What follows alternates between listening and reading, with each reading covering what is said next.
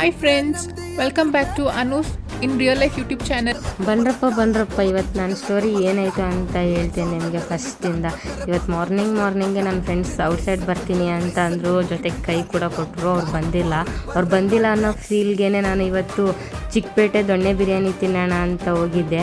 ಬಿರಿಯಾನಿ ಅಂತೂ ತಿನ್ನೋಕ್ಕೆ ಮನಸ್ಸಿರಲಿಲ್ಲ, ಅದಕ್ಕೆ ಖಾರವಾಗಿರೋ ಪೆಪ್ಪರ್ ಡ್ರೈ ತೊಗೊಂಡು ನನ್ನ ಫ್ರೆಂಡ್ಸ್ ಕೈ ಎತ್ತಿರೋ ಖುಷಿಗೆ ನಾನೇ ಹೋಗ್ಬಿಟ್ಟು ಒಬ್ಬಳೆ ಸಿಂಗಲ್ ಸಿಮ್ಮಿನಿ ಥರ ಚಿಕನ್ ಪೆಪ್ಪರ್ನ ತಗೊಂಡು ಪಾರ್ಸಲ್ ಮಾಡಿಸ್ಕೊಂಡು ಅದೇ ಫುಲ್ಲು ಪಾರ್ಸಲ್ ಮಾಡೋ ಖುಷಿಗೆ ಹಂಗೆ ಬಿಸಿಯಾಗಿ ಖಾರ ಪಾರ್ಸಲ್ ಮಾಡ್ಕೊಂಡು ಹಂಗೆ ಒಂದು ಪೋಸ್ ಕೊಟ್ಕೊಂಡು ಅದು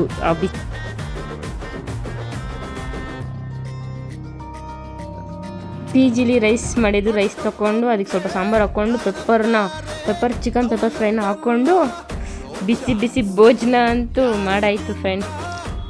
ಚಿಕನ್ ಪೆಪ್ಪರ್ ರೈಸ್ ಟೇಸ್ಟ್ ಮಾತ್ರ ಅಲ್ಟಿ ಫ್ರೆಂಡ್ಸ್, ಸಖತ್ತಾಗೈತೆ. ತಿಂತಿದ್ರೆ ಇನ್ನೊಂದು ಸತಿ ತಿನ್ನೋಣ ಅಂತ ಅನಿಸುತ್ತೆ.